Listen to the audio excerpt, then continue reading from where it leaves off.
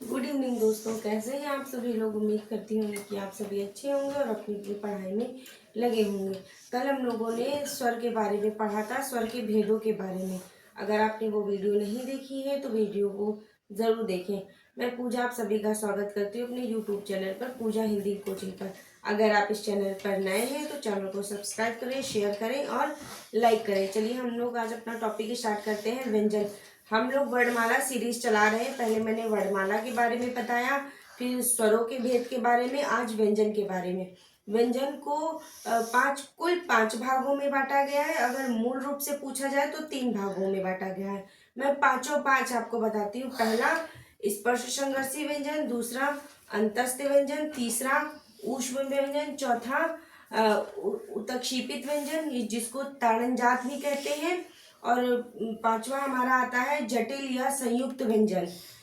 जटिल इसलिए कहते हैं क्योंकि उसमें जो शब्द चार होते नहीं है, छात्र शा, और उनको उच्चारण करने में कठिनाई होती है, इसलिए उनको जटिल व्यंजन भी कहा जाता है। अगर मूल पूछे तो तीन होते हैं। कौन कौन से? स्पर्श संघर्षी व्यंजन, अंतस्थ व्यंजन और ऊष्म व्यंजन। और आज हम लोग स्पर्श संघर्षी व्यंजन के बारे में पढ़ते हैं। चलिए स्टार्ट करते हैं आज का टॉपिक। आज का हमारा टॉपिक है व्यंजनों का वर्गीकरण। व्यंजनों को जैसा कि मैंने आपको बताया है वही मैंने यहाँ पे भी लिख रखा है कि वर्ण व्यंजन को कुल पांच भेद होते हैं। कौन कौन से होते हैं? स्पर्श व्यंजन, अंतस्थ व्यंजन, ऊष्म व्यंजन और दो जो मैंने ऊष्म व्यंजन, और चौथा हमारा है संयुक्त व्यंजन या जटिल व्यंजन। जो चार है वही वाले, और 5 नंबर पर आप लिख दीजिए उत्क्षिप्त व्यंजन, ट और ढ। कौन से? ट ढ जिनके नीचे बिंदु लगता है, इनके नीचे बिंदु लगता है। इनका यूज जैसे गढ़ में होता है, गढ़ गढ़, और इसका यूज आप जैसे डमरू, नहीं डमरू में नहीं, से गढ़ में यूज होता है, ये वो वाले होते हैं। और जो डा से डमरू वाला होता है उसमें बिंदु नहीं लगता है और इसमें बिंदु लगता है। ये वाले जो दो वर्ड होते हैं इनसे कोई भी किसी भी वर्ड शब्द की शुरुआत नहीं होती है। ये शुरुआत में नहीं लगेंगे, ये बीच में लग सकते हैं और आखिर में लग सकते हैं। शुरुआत में इनको लगना ये उचित नहीं माना जाता है, इनको उसके अंतर्गत नहीं रखा जाता है। अगर आपसे मूल पूछे व्यंजन के कितने भेद हैं तो आप बताइएगा। मूल व्यंजन के भेद कितने हैं? 3 हैं। कौन कौन से? जो मैंने आपको बताया, स्पर्श संघर्षी व्यंजन, अंतस्थ व्यंजन और ऊष्म व्यंजन। स्पर्श संघर्षी व्यंजनों की संख्या कितनी है? 25। अंतस्थ व्यंजनों की संख्या कितनी है? 4। और ऊष्म व्यंजनों की संख्या कितनी है? 4। आपको पता है इसके अंतर्गत कौन कौन से आते हैं? य र ल व, और इसके अंदर श श श ह।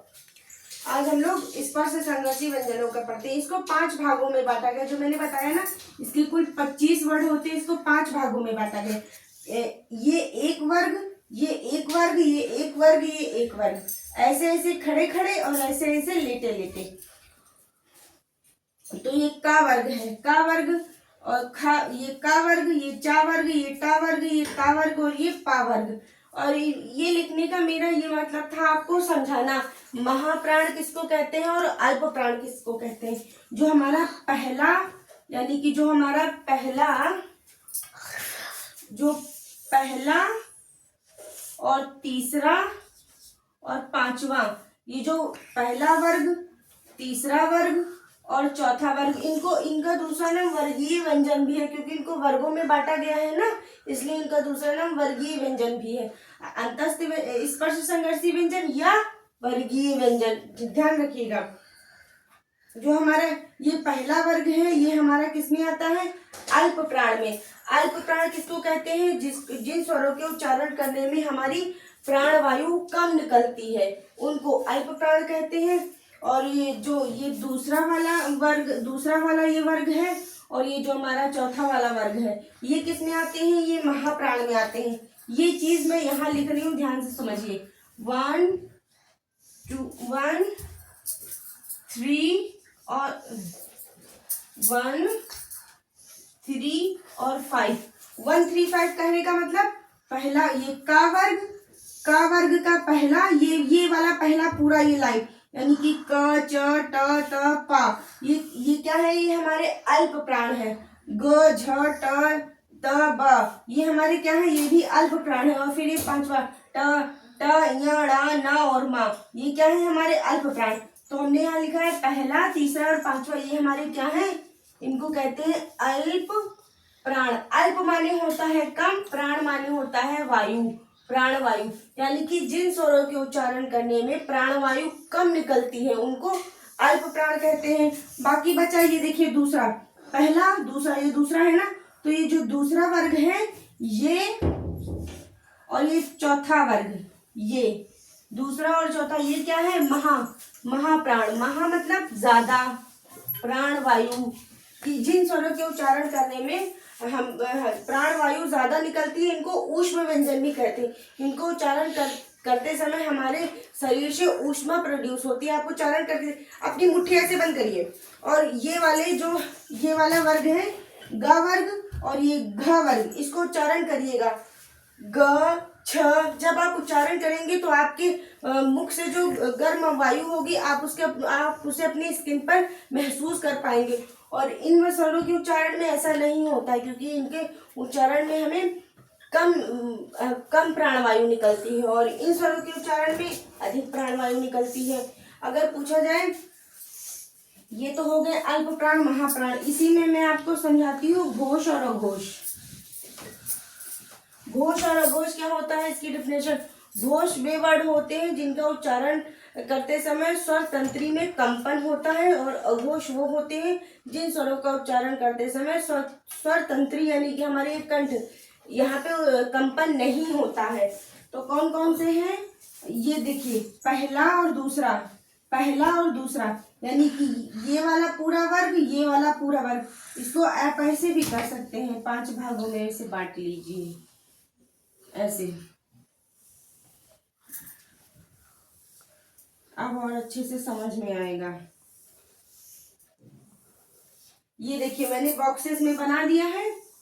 ये एक वर्ग है, ये दूसरा वर्ग है, ये तीसरा वर्ग है, ये चौथा है और ये पांचवा है। यानी कि पहला, तीसरा और पांचवा वो क्या है, हमारे अल्प प्राण। इनमें से कोई सा भी वर्ड देकर पूछे कि इनमें से अल्प प्राण कौन सा है या महाप्राण कौन सा है, तो उसके आधार पर इसको पहचाना जाता है। और ये जो पहला और ये दूसरा, यहाँ पे अब मैं लिख देती हूँ पहला और दूसरा, ये क्या है, हमारे अघोष वर्ड है, अघोष। और बाकी बचे 3, 4 और 5, यहाँ पे लिख लीजिए 3, 4 और 5, ये क्या है हमारे सघोष। सघोष, आप इनको सघोष बोलिए या खाली घोष बोलिए, दोनों चीज मानी जाती है। सघोष लिख लीजिए या घोष लिख लीजिए, ये है हमारे घोष वर्ड। यानी कि दोबारा से समझने की कोशिश करिए, पहला वर्ग, तीसरा वर्ग और पांचवा वर्ग, ये हमारे क्या है, अल्प प्राण। अल्प प्राण वो वर्ड होते हैं जिनको उच्चारण करने में प्राणवायु कम निकलती है, और जो हमारे महाप्राण होते हैं इनको उच्चारण करने में प्राणवायु अधिक निकलती है। या इनकी डेफिनेशन और हो सकती है कि इन स्वरों के उच्चारण से हमारे मुख से गर्म वायु निकलती है।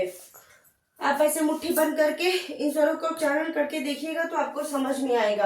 और पहला और दूसरा ये क्या होते हैं, ये हमारे सघोष वर्ण होते हैं। सघोष वर्ण कैसे कहते हैं, जिनको उच्चारण करने में कंपन होता है। इन स्वरों का उच्चारण करते समय आप अपने यह कंठ पर हाथ रखिएगा, तब करिएगा क ख ग, तब नहीं कंपन होगा। गा में कंपन नहीं होगा, का और खा में कंपन होगा। और तीसरा, चौथा, पांचवा ये क्या है, हमारे सघोष, इनमें कंपन नहीं होता है, इनमें कंपन होता है। ये परिभाषा भी पूछी जाती है, याद रखिएगा। और दो हमारे होते हैं उच्छिप्त व्यंजन, जिनको ताड़नजात भी कहते हैं। उच्छिप्त, इनको ताड़नजात भी कहते हैं, दूसरा नाम। ये दो होते हैं, ट और ढ। इनके नीचे बिंदु लगता है, ये याद रखिएगा। इनके नीचे बिंदु लगता है और इनके नीचे बिंदु नहीं लगता है, और इसके पीछे बिंदु लगता है, नीचे उधर नहीं लगता, इसके पीछे। और ये जो हमारे 5 वाले हैं, ड, य, ण, न, म, इनको पंचमाक्षर भी कहते हैं। ये अपने से संधि बनाते समय ये अपने से 5वें में बदल जाते हैं या तीसरे में बदलते हैं, बदल जाते हैं अपने से। ये सब, ये और कभी कभी ये अपने में ही बदल जाते हैं। कभी कभी ये ऐसे ना मा में बदल जाता है, णा में बदल जाता है, और कभी कभी ये जो है अपने वर्ग के ही पांचवे में बदलेंगे, दूसरे के वर्ग में नहीं बदलेंगे, अपने ही वर्ग में बदलेंगे। अगर आपको ये चीज समझ में आ गई हो ऊपर वाली, तो ये मैं अभी रेज करती हूँ, आपको ये पंचमाक्षर के बारे में थोड़ा सा बता देती हूँ।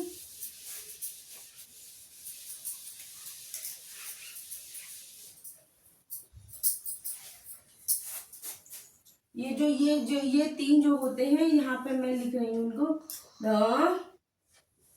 य, ण, न और म। ये क्या है हमारे पंचमाक्षर।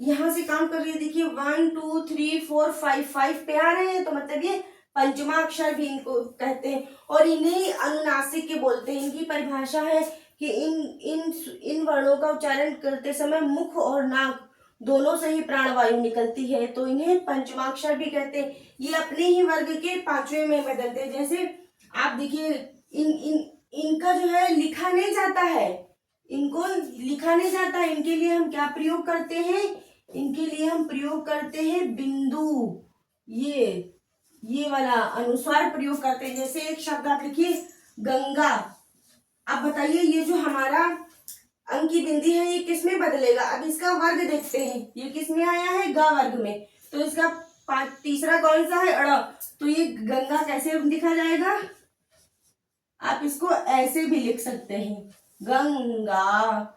और इसके और एक उदाहरण देखिए, जैसे कि हमारा होता है खंड, ये मैंने खंड लिखा। अभी आप बताइए ये जो बिंदु है, ये वाला अक्षर देखिए किस वर्ग में आता है, ये हमारा आ रहा है इस वर्ग में, तो ये किस में बदलेगा जाके, अड़ा में बदलेगा जाके, तो इसको आधा लगाना पड़ेगा। तो कैसे लिखेंगे हम, खंड। यानी कि जो भी आपको बिंदु के इस पार वाला वर्ड देखना है कि वो किस में है, बिंदु के इस पार वाला, और वो उसी के अपने ही वर्ग के तीसरे में बदलता है, तो ये भी वर्तनी शुद्ध है, ये भी वर्तनी शुद्ध है। ये वर्तनी में भी पूछे जाते हैं क्वेश्चन।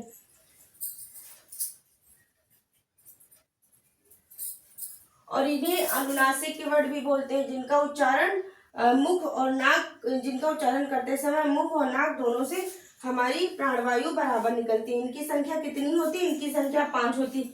इसके उदाहरण में आपको मैं अभी एक होमवर्क दे रही हूँ कि मुझे बताइएगा ये जो मैंने संजय लिखा है ये किस वर्ग में बदलेगा, ये वाला। आप देखिए ये जा कहाँ आया है, जा कहाँ आया है, यहाँ आया है, तो ये अपने तीसरे में बदलेगा। इसको हम कैसे लिख सकते हैं, इस अनुस्वार को न लिखकर हम इया भी बना सकते हैं, संजय। ये भी वर्तनी शुद्ध है, ये भी वर्तनी शुद्ध है, पर ज्यादा शुद्ध मानक ये मानी जाती है, क्योंकि जो अभी इनका ही हम प्रयोग अनुस्वार के रूप में करते हैं, और ये अयोग्य वाला अनुस्वार नहीं है, ये इनका वाला है। अगर आपको ये वीडियो, अगर आप एक वो लिख लीजिए होमवर्क में एक लिख लीजिए, ये संविधान,